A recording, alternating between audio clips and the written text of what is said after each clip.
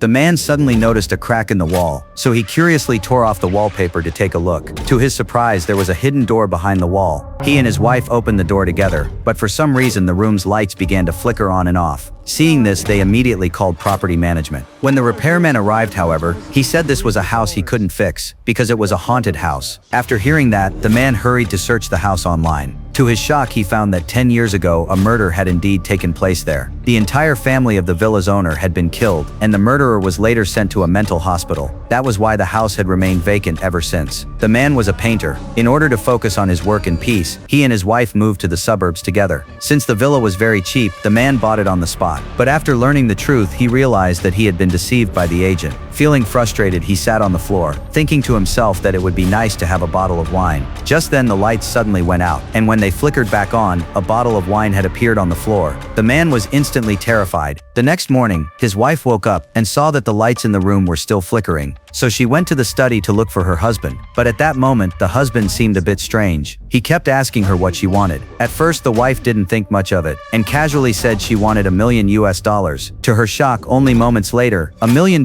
actually appeared in the room. The couple, as if discovering a new continent, began making wish after wish and indulged themselves in every possible way inside the villa. This went on for quite a long time, until one day the man prepared a baby crib, hinting to his wife that he wanted to have a child. However, the two had already tried to conceive twice before, and both attempts had failed. The wife had long since lost confidence. Seeing that she wanted some time alone, the husband decided to go out for a walk by himself. Suddenly, he remembered, this villa was a murder house, but now it clearly seemed more like a wishing machine. So he dug out the old news report and went to the mental hospital, where the murderer was being held. He first disguised himself as a reporter to meet with the man, but the murderer immediately saw through his disguise and directly asked him if he was enjoying living in the villa. Then he warned him to leave that house immediately, otherwise he would not even have time to regret it. Meanwhile, the wife, who was alone at home, was still troubled by their failed attempts to conceive. Then a sudden thought came to her. As the lights in the room began to flicker rapidly, a new life was born from the depths of human desire. Soon they would come to understand why this place was called a murder house, for the true curse was not the house itself, but the endless greed that lives within every human heart.